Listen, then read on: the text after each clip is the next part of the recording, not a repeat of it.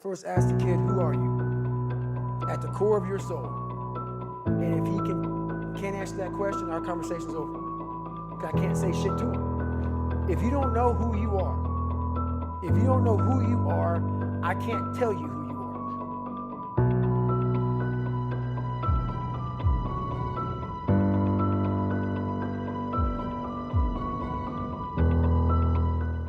And I was weighing like 297 pounds.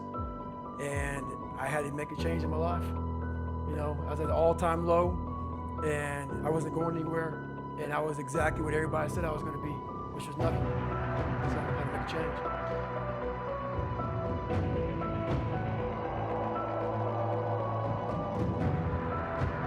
I came from a horrible background. I got called nigger every day of my life growing up, lived in a small town. The Klan headquarters at that time was about 20 minutes from where I lived. One of the high-ups in the KKK, son, sat behind me in 2 classes, so he called me nigger all the time. Got my first car, they spray-painted nigger, we're gonna kill you on it. So I was just an insecure, scared kid. And the only way I could find myself was to put myself through the worst thing possible.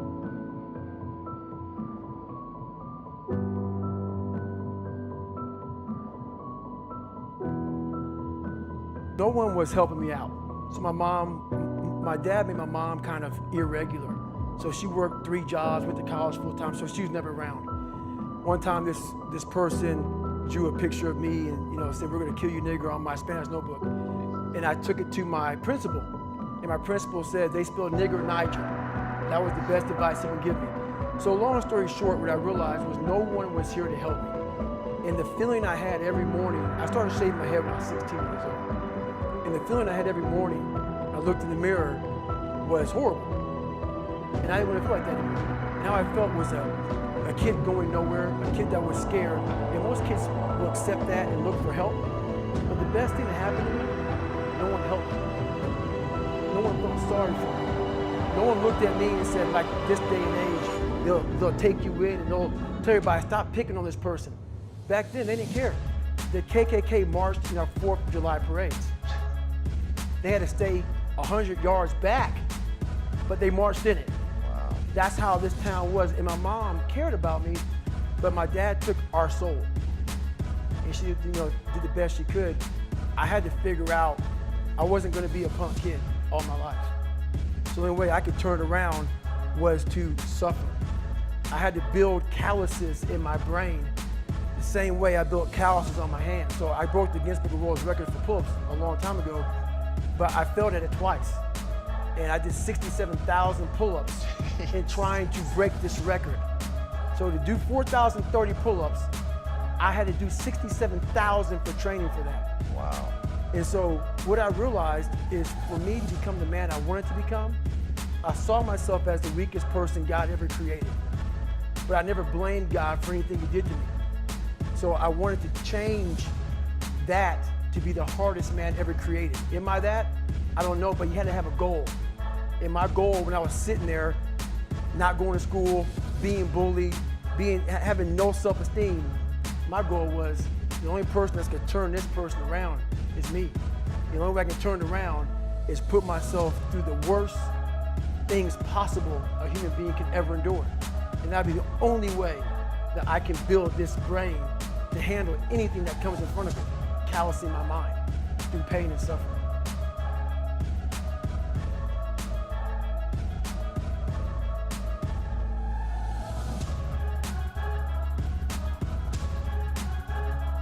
We read a bunch of books nowadays. As humans, we want to find out how to be someone else. What we don't do is we don't go inside. So literally turn yourself inside out. Read the book that's like we're writing a book every day of our lives, but we never read that book. So what I would challenge this young man or young woman to do is you have to look inside of yourself to see what you really want. What are you passionate about? We use these words and these little phrases of only the strong survive and all this other crap. They're all just fucking words. I get so tired of hearing people just talking. Like right now, someone may think Goggins is just talking. You don't know me. So when I speak from passion, I speak from experience, I speak from suffering. I have to tell this young man or woman that the only way I believe, this is my experience in life, the only way you're ever going to get to the other side of this journey is you have got to suffer to grow. To grow, you must suffer. And some people will get it and some people won't. But they have to see what their journey is to start their journey. Several people live to be 100 years old. They have great lives and they have great kids. The kids go to college and all sorts of stuff. But somewhere in their life, there was a point where they had a decision to make. They can go left or right on this path. Left was the easy route. Right was the hard route. A lot of people take the easy route. And they had a good life that way, but the better life was going to the right side. And you may have 20 years of pain and suffering to get past it, but a lot of us die never truly starting our journey. And I would tell this young person, you gotta start your journey. It may suck, but it will come out the other side where you're coasting.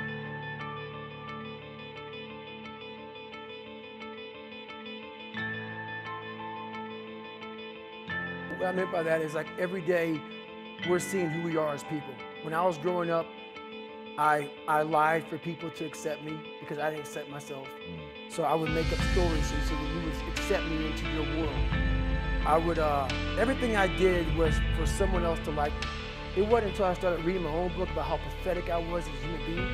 I could blame my dad, I could blame kids at school, I could blame having health issues, ADD, my mom not being around. Great mom, but she was doing her thing.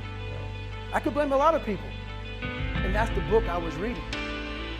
And I put it off on everybody else. It wasn't until I said, you know what, for me to fix this, I gotta read what the fuck is wrong with David Goggins.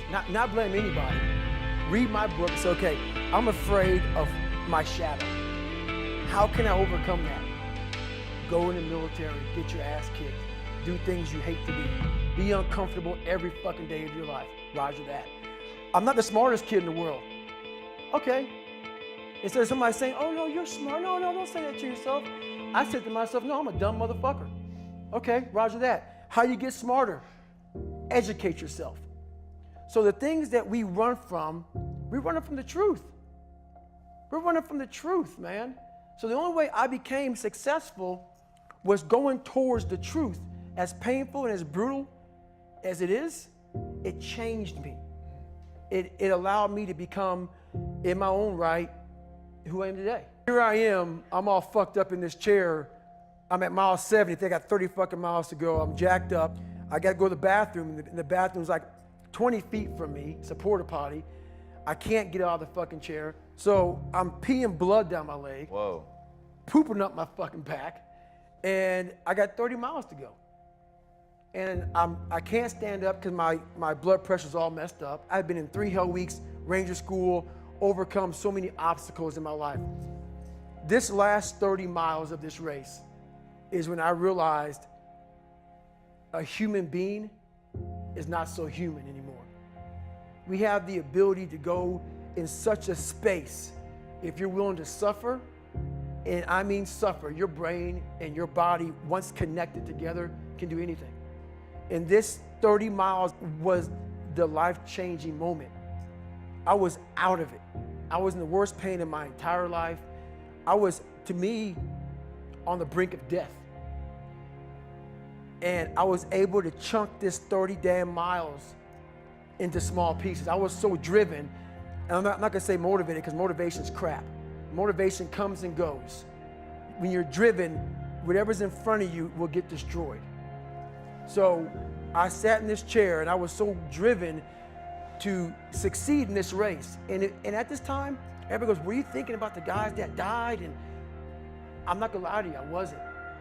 This became a personal thing. This became me against this race, me against the kids that called me nigger, me against me. It just became something that I took so violently personal.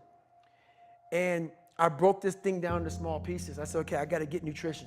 I gotta be able to stand up before I can get off this curb and get off this chair and be able to go 30 miles.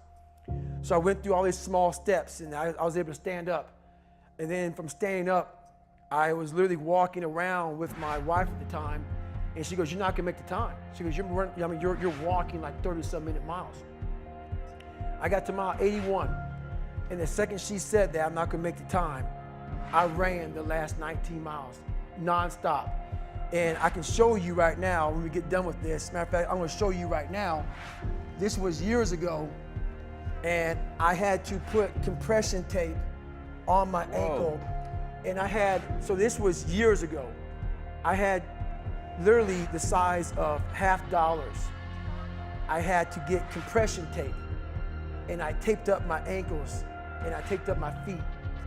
And that's how I got through that race. Was it like a hematoma? I mean, what No, so what happened was, like my shins hurt so bad from having stretch fractures that the only way I could continue on was I taped it so I wasn't doing the flexure motion that activates your shins. So I taped my ankles and my shins up, and I got that from, because in my third hell week, they weren't gonna let me go back to training anymore. Right. So I literally went through all of BUD/S, my last SEAL training with stretch fractures, shin splints. And how I did it was I would tape my ankles all the way up to my calf every morning. So for the first hour, the pain was excruciating. But what happened is my feet would get numb. And I did that every single day for 6 months. Whoa. And that's how I got through my third hell week, because I was so broken from the first two that the commander said, hey, the CEO said this is your last time to send you through. So that's how I got the idea to do that. So with the right, and people may listen to this and say, this guy is sadistic, he's crazy, no, if you know how I came up, you realize I was just a scared kid that found drive and passion to be something much better than what he thought he was. That's all it is. If you can, for the rest of your life, live inside of yourself, stop listening to people who are calling you fat, gay, transsexual, nigger. Everything that is makes no sense. All these insecure people putting their insecurities on you, you gotta flush it out. Right now, for you to find greatness in yourself, you're not gonna find it by looking in a book or by even hearing me. I may give you the spark, but you've got to go inside yourself to find it. And that means you gotta be quiet. Shut the fuck up, go in a room, stop talking, search your soul, search your mind, search your abilities, and you'll find it. But if you're not looking for it, you won't find it. So you gotta go start your journey. And the journey starts with you finding, why the hell am I here on this planet Earth? Why am I here? And if you don't know that, you will live the rest of your life searching, always asking the question, why? I'm deep in the cookie jar. The cookie jar is something that I've made up of all the failures of my life, all the things that I failed and I went back. I failed and I went back and I finally succeeded. All the things that kicked my ass. I put them all in the cookie jar because at times of hell, even the hardest men, in times of suffering, what we do is we forget how hard we really are. And that's what suffering is. Suffering is a test. That's all it is. Suffering is the true test of life. And so that cookie jar travels in my brain. So whenever I get put in a situation where I have poopy pants, the woe is me mentality of, oh my God, life sucks, I take a second, I take the 1 second decision, I step out of my life for 1 second, go in the cookie jar, pull up, oh, motherfucker, you went 3 hell weeks and finished 2. One of those hell weeks, a guy died in because it was so bad. Oh, you are a motherfucking badass. You are. I put it back in the cookie jar and I remember who the fuck I really am. I'm not the kid that was called nigger. I'm not the scared kid. This is who I am. It's a reminder of who you truly are at the core of yourself. But what I was saying to myself the whole time on that track, and this is what I say to myself. Self-talk and visualization are the 2 keys to my success. I believed for that last 19 miles, I was indestructible. Because I took myself in that chair, crapping up my back, peeing blood down my leg, shin splints, stretch fractures. I use all that for motivation versus negativity. I use it for motivation. I said to myself, who on this fucking earth would still be going right now? You are. You are. You gotta be the hardest motherfucker on the planet. Is it true? I don't give a fuck. At that time, it got me to the finish line of that fucking race. I believed it. I believe it today. I believed it enough to where my body said, he's not gonna stop. And I took all the negative things. I need to go to the hospital, this and that. And I used it all. Who the hell could even get out of that chair? You did. Who the hell would even think about taping stretch fractures up? You did. All those things I used for motivation. What they do in Hell Week is they design Hell Week to find your flaws. And they do a really good job of that. It's 130 hours of continuous training. You may get 2 hours of sleep. And they beat the shit out of you and find everything wrong with your mentality. And then they start Hell Week. And that's the beauty of it. And for me, I'm not some naturally God-given guy. I don't have a great bit of talent in anything. So what got me through horrible times was the dark side. My name is David Goggins. I created Goggins. Goggins is the guy that can take anything you put in front of him. You want to break my motherfucking legs? So be it. I have a way of going to a place like I did in that race where all the pain and suffering that they put on top of me in Hell Week, I will reverse that pain and suffering and I will take your soul. So every instructor that put me through drugs, my job, what drove me, was I wanted you to go home that night after you beat the living shit out of me, and I smiled in your face. I wanted you to feel worse than I did, and you would go home to a nice warm bed with your wife or your kids and a nice meal, and I was still out there in the grip, suffering for another 100 hours.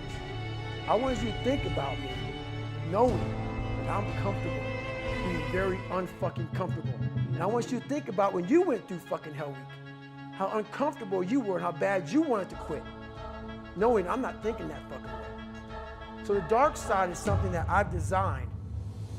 It's an evil place I can go that very few things can hurt me. I use the hurt you're trying to put on me, I flip it upside down and use it. You trying to use it for kryptonite? No. It's power pillars for me. I'm using it for strength. I just flip negative and positive, that's all it is. I heard you doing an interview one time, and the person was trying to see the sort of empowerment, the beauty in that, and you were like, no, it's darkness. And one of the reasons that I'm utterly fascinated with comic books, and one of the reasons that I'm so intrigued by Batman is he literally uses the darkness, the sickness that he has over what happened to him and his family to propel him forward for decades to keep driving. And most people are broken by the bad things that happen to them, but every now and then there's a Goggins. There's somebody who understands how to use that power, understands how, as a human being, it fucking drives you. Revenge is powerful. To be able to tap into that in a way that's controlled, but to be able to bring it in, to use it, to feel the energy. There is an intoxication to rage. And I don't think people are honest about it when they talk about it. There's a fucking intoxication to that. And if you can tap into it and leverage it, not get lost to it, which is why I know you always caveat it by saying, look, I'm a fucking happy guy. That's not what we're talking about right now, right? But I'm a happy guy. Right. So you can't get overtaken by it, but it's there and it is so fucking powerful. If I don't give you all of me, why the hell am I here? How will you learn from me? People take so much offense to me. You will never learn from people if we always tap dance around the truth. It's okay. Trust me. It's okay. You might be called nigger one day. It's okay. You might be called some Jewish word or some faggot or gay word. It's okay. Let them call you that. What are you going to do now? They don't own your life. How are you going to control that now? How are you going to flip it upside down and say, Roger that, now I'm going to harness this shit, and you'll read about me years from now? How? That's the question. How are you going to do that? Thicken your skin. Become more of a human being. Don't be afraid of the reflection in the mirror. That's all you can be afraid of. Once you overcome the reflection in the mirror, you've done it.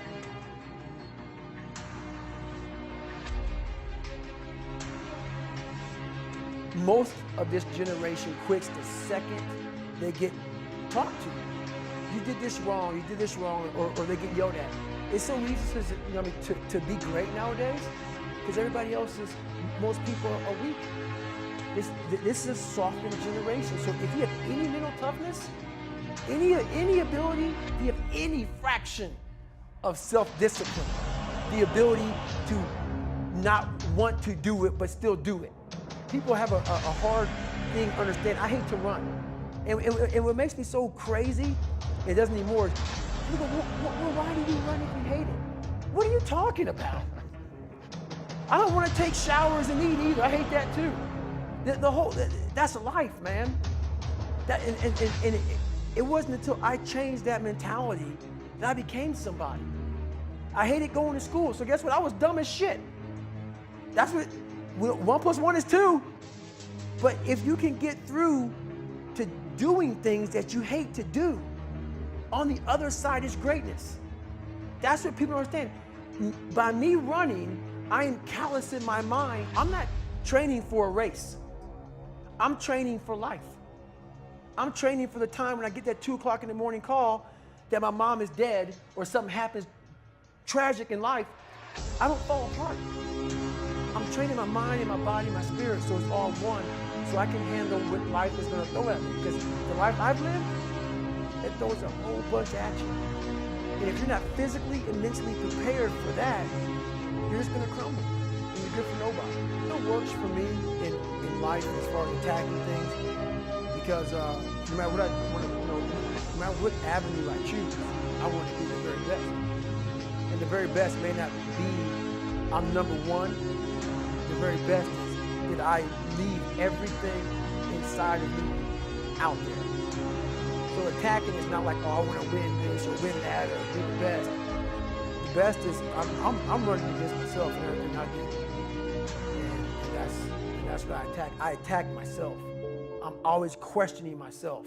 I'm always holding myself accountable. Talk to me about the accountability mirror.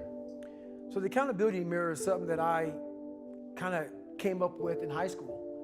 Like I said, I started shaving my head when I was 16. And I got caught up in trying to impress so many people because no one liked me. So I developed so many different identities. Let me sag my pants. You know, let me pull my pants up. Let me talk this way or act this way or be this way or whatever the hell it may be. God, dog, there's so many different things I did to try to fit in with so many different groups that when you look in the mirror, that's the one person you can't lie to. So every morning I would shave my head thinking, God, I'll reflect back on some of the lies I may have told somebody or some of the ways I acted I didn't feel comfortable doing. And I did it to impress other normal people. The key word there is normal, everyday people. I was trying to make other people like me. How pathetic is that? So this mirror would always tell me, my reflection would say, God, you are a pathetic man. How does that feel every day to be this way? So I would just start having myself accountable. How did I attack today? How did I attack yesterday? And if I didn't do something I was proud of, I would write down a sticky note and I would fix it. So then my senior year in high school, it was a totally different David Goggins. Can you give an example of something that you wrote down and fixed? All right, there was a lunch table. I wanted to sit the cool guy lunch table, man. I wanted, even though everybody was calling me a nigga all the time, I wanted to try to act like somebody I wasn't so I could fit in. And I sold my soul to the devil. Trying to act like, no, I'm David fucking Goggins. That's who I am. And so I wrote down on a piece of paper, fuck the table, sit by your fucking self. And that's what I did, and guess what happened? My table became a table people started sitting at. Because a whole bunch of people in that lunchroom felt exactly like I did. I had a laundry list of things that I write down in this fix. So I write it down and fix it. Were there things that you look to for role models, people that you were like taking ideas from, like why pull your pants up? If that's the popular style, like what was giving, either you were the single most insightful person I've ever met, which by the way is entirely possible having listened to enough of your material, or like you had a treasure trove of people that gave you great ideas. Even if they were like fictional or movie or, athletes or whatever, but. It was funny, man. One movie I watched all the time was Rocky. Great choice. Rocky 1. And I related to Rocky a lot because of kind of, One of the smart guy, just tried real hard. And the one scene that I related a lot of my life to, still to this day, was Rocky 1, round 14. And this is where I got taken souls from. If you look at round 14 of Rocky 1, Apollo is beating the shit out of Rocky. Rocky falls down in this corner. Mickey's saying, stay down, stay down. Rocky didn't hear a fucking soul. Apollo, after he knocked him down, turns around, hands in the air, like I finally knocked down this animal. Right. Apollo doesn't know it, but Rocky's getting up. Apollo turns around the second Rocky gets up. And Apollo looks at Rocky, and Apollo looks at him with a look of like Rocky just took his soul. Apollo shakes his head, and Rocky has his gloves and emotions towards Apollo. Come on, motherfucker, I'm still here. And this song comes on that I played. So when I broke the Guinness Book of World Records, it took me 17 hours to do 4,030 pull-ups. I listened to one song for 17 hours. 2 minutes and 17 seconds. I listened to that song for 17 hours, wow, nonstop, on repeat. So the image in my mind of a man was not one that had earrings, sagged his pants. I had this image in my head, and I was going to fulfill that. And I didn't do any trends. I stopped trending. I stopped being this guy who whatever was new, fuck it, that's not what I believe in. I'm doing this. This is what I want to be. This is what I'm going to be. So I just retired from the military in November 2015. And I was going and going and going and going. And I never really, I was a happy guy, but I'm never in the moment of like sitting back and I want to travel here to have fun or do this or that. I've never been that person.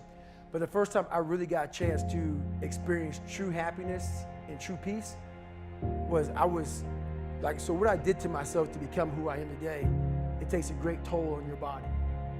So I believe God gave me time to rest, and he took me out of commission.